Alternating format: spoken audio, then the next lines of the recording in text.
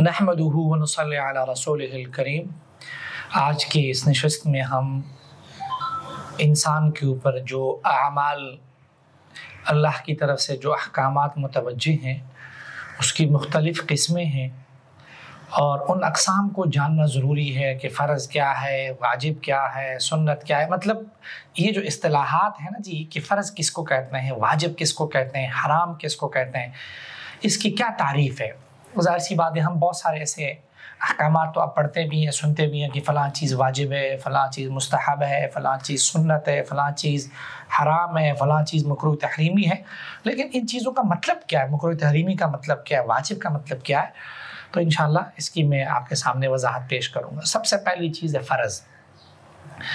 فرض ہر اس حکم کو کہتے ہیں جو ایک مضبوط اور قطعی دلیل جیسے قرآن یا صحیح احادیث سے ثابت ہو۔ اس کا چھوڑنے والا گناہگار ہوتا ہے، اور خدا نخواستہ اگر ایک بندہ فرض کا انکار کر دے تو ظاہر سی بات ہے وہ تو پھر مسلمان بھی نہیں رہتا۔ مثال کے طور پر نماز ہے۔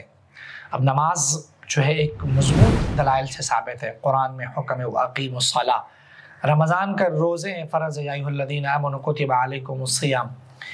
تو اس طرح کی جو چیزیں ہیں جو ایک مضبوط دلائل سے ثابت ہو، یہ فرض کہلاتے ہیں، اور اس کا چھوڑنے والا گناہگار ہوتا ہے، جیسا کہ میں نے عرض کیا۔ اس کے بعد دوسرا درجہ آتا ہے واجب کا۔ یاد رکھیں، جو واجب کام ہوتا ہے اس کی پہلے آپ تعریف سمجھیں۔ واجب کا مطلب ہے ہر وہ کام جو ایک دلیل سے ثابت ہو، لیکن وہ دلیل اس درجے میں قوی نہ ہو جیسا کہ قرآن کی آیت یا کوئی صحیح متواتر حدیث۔ مثال کے طور پر واجب کی مثال آپ لے لیں، وطر۔ اب وطر تو حدیث سے ثابت ہے کہ ان اللہ زادکم صلاۃ الا وہی الوتر، کہ اللہ نے ایک مزید نماز بھی تمہاری نمازوں میں شامل فرمائی ہے جو کہ وطر ہے، لیکن اس میں مزید تفصیلات ہے کہ کیا یہ چھوڑنے پر کوئی گناہ ہے یا نہیں، دوسری احادیث ہے۔ تو اس بنا پر اس کی جو حیثیت ہے وہ فرض نماز جتنی نہیں ہے، تو اس کی حیثیت یعنی وہ جو اس کی جو وجوب ہے اس میں اس کمی آنے کی وجہ سے یہ واجب کے درجے میں۔ اور یاد رکھیں، واجب کا کرنا بھی لازم ہے، ضروری ہے۔ جو بندہ واجب چھوڑے گا اس کو گناہ ملے گا۔ اور واجب میں یہ بھی ہوتا ہے کہ اس کے چھوڑنے کے اوپر بھی کوئی وعید آئی ہوتی ہے، اس طرح عید کی نماز واجب ہے، قربانی واجب ہے، صدقہ فطر واجب ہے۔ ان تمام کے اوپر جو ہے ہمارے پاس روایات موجود ہیں۔ اس کے بعد واجب کے بعد جس چیز کی باری آتی ہے وہ سنت ہے۔ سنت ہر اس کام کو کہتے ہیں جس کی نسبت حضور اقدس صلی اللہ علیہ وسلم کی طرف ہو۔ اگرچہ سنت کا ایک عمومی معنی بھی ہے، صحابہ کی طرف نسبت کو بھی بعد میں شامل فرمایا ہے۔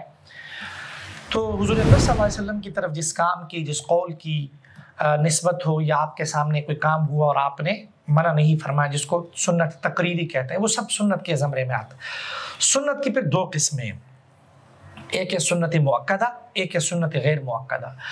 سنت مؤکدہ اس کام کو کہتے ہیں کہ جو حضور اقدس صلی اللہ علیہ وسلم نے ہمیشگی کے ساتھ فرمایا ہو اور بغیر عذر کے کبھی نہ چھوڑا ہو۔ تو یاد رکھیں، یہ چونکہ حضور نے ایک کام مسلسل کیا ہے تو ایسے کام کو چھوڑنے کی عادت نہیں بنانی چاہیے۔ اگر ایک بندہ سنت مؤکدہ کو مسلسل چھوڑے گا تو وہ گناہگار ہوگا، البتہ اگر کبھی کبھی کسی عذر کی بنا پہ چھوڑ دیا تو اس کا گناہ نہیں ملے گا۔ اور اس کی مثال جس طرح ہم پڑھتے ہیں، فجر سے پہلے 2 رکعت فرض، ظہر سے پہلے، اور اس قسم کی جو مغرب کے بعد 2 رکعت، مختلف جو ہے، اور بھی کئی مثالیں ہیں عبادات کے علاوہ بھی۔ جو دوسری قسم ہے وہ سنت غیر مؤکدہ۔ سنت غیر مؤکدہ ان سنتوں کو کہتے ہیں جو آپ صلی اللہ علیہ وسلم نے کبھی پڑھی بھی ہو اور کبھی بغیر عذر کے چھوڑی بھی ہو، اس کے اوپر کوئی اتنی آپ صلی اللہ علیہ وسلم نے پابندی نہ فرمائی ہو، بلکہ اور اس کے کرنے پر ثواب ہو۔ ثواب تو ظاہر سی بات ہے اس کے کرنے پر، جیسا کہ عصر سے پہلے جو 4 رکعت ہے سنت غیر مؤکدہ، عشاء سے پہلے جو 4 رکعت ہے وہ سنت غیر مؤکدہ۔ سنت غیر مؤکدہ کے بعد جو درجہ ہے وہ مستحب کا ہے۔ مستحب کا مطلب ہر وہ کام جو آپ صلی اللہ علیہ وسلم نے پسند فرمائی ہو، آپ نے کبھی کبھی کیا ہو، یا دین اسلام کے دوسرے دلائل سے ہیں، ان دلائل سے اس کام کا جو بہتر ہونا جو ہے وہ ثابت ہو۔ مستحب کا حکم یہ ہے کہ اگر آپ کریں گے آپ کو ثواب ملے گا، آپ نہیں کریں گے تو کوئی گناہ نہیں۔ سنت غیر مؤکدہ میں یہی بات ہے کہ اگر آپ چھوڑیں گے تو کوئی گناہ نہیں ملے گا۔